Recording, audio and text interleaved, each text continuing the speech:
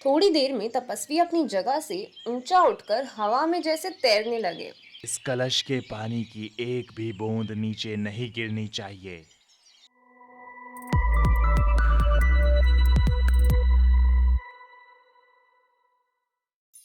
एक बार एक राजा कृष्ण रे अपने मंत्रीगण सेनापति और तेनालीरामन के साथ अपने राज्य के दौर करने निकल पड़ा। रास्ते में एक सुंदर उपवन आया। राजा ने अपने सेवकों को वहां पर थोड़ा विश्राम करने की इच्छा जताई। सेवकों ने कुछ ही समय में राजा के आराम करने का प्रबंध कर दिया। राजा ने कुछ समय विश्राम किया। फिर शाम होते ही पास में बह रही सुंदर नदी के किनारे टहलने अकेले निकल पड़े।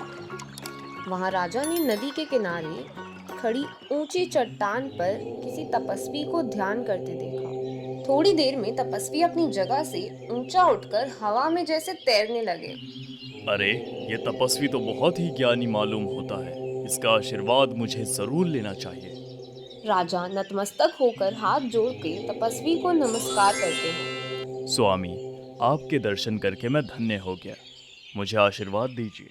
राजन, मेरा आशीर्वाद है कि तुम अपने राज्य की प्रजा का हमेशा यूं ही ध्यान रखा करो और तुम्हारा राज्य खूब तरक्की करेगा। मैं धन्य हो गया आपका आशीर्वाद पाकर। मैं तुम्हें आशीर्वाद के तौर पर एक चीज भेंट देना चाहता हूँ। ये कलश लो और इसमें नदी का पवित्र जल भरकर लाओ। राजा तपस्वी के कहने पर नदी से पानी भर लाता है। राजन, ये जल कोई साधारण जल नहीं है। ये अब एक चमत्कारी जल बन चुका है। इस कलश को तुम अपने राज्य के खजान कोष में रख देना। इससे तुम्हारे राजकोष का धन कभी कम नहीं होगा। हमेशा हीरे जवाहरात पैसों से भरा पड़ा रहेगा। पर एक बात याद रखना, इस कलश के पानी की एक भी बूंद नीचे नहीं गिरनी चाहिए, वरना इसका सारा असर चला जाएगा। जैसी आपकी आज्ञा। राजा कलश को ध्यान से अपने विश्राम के लिए प्रबंध की जगह पर ले जाता है। सिर्फ नदी से यहाँ लाने तक मुझे कितना ध्यान रखना पड़ा। अब इस कलश को राज्य तक सुरक्षित कैसे लेकर जाऊंगा? राजा तुरंत अपने सेनापति को बुलाते हैं। महाराज की जय हो। सेनापति, इस कलश को हमें सुरक्षित बिना पानी की एक बूंद गिराए अपने राज्य तक लेकर जाना है।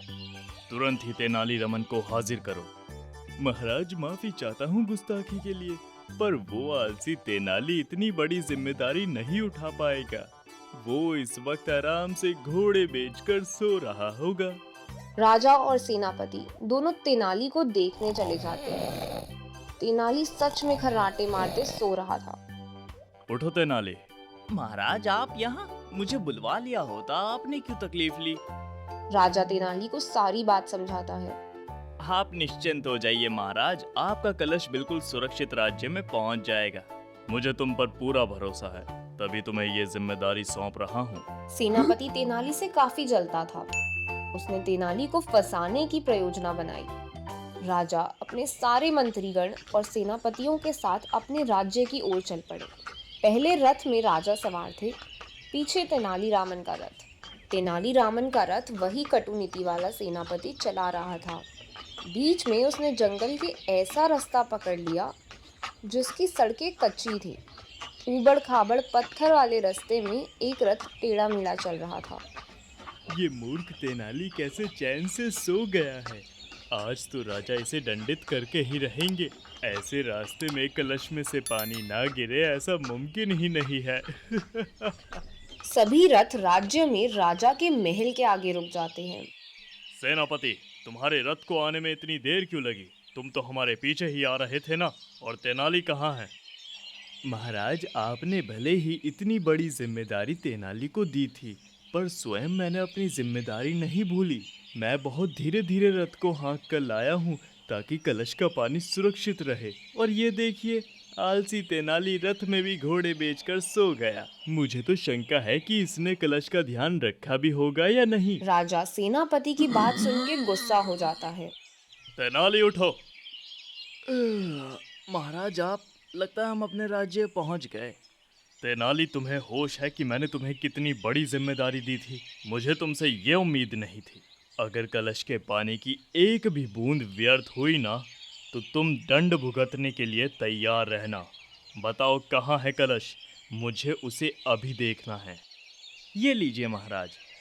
ये क्या है? महाराज, आज तक कभी ऐसा हुआ है कि आपने मुझे कोई जिम्मेदारी दी हो और मैंने पूरी ना की हो? मैं जानता था कि राज्य तक आते वक्त ऊबड़ खाबड़ रास्ते से कलश के पानी को गिरने से बचाना मुश्किल होगा।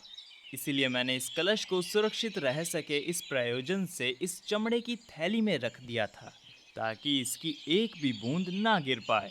वाह तेनालीरामन, तुम्हारी बुद्धि का जवाब नहीं।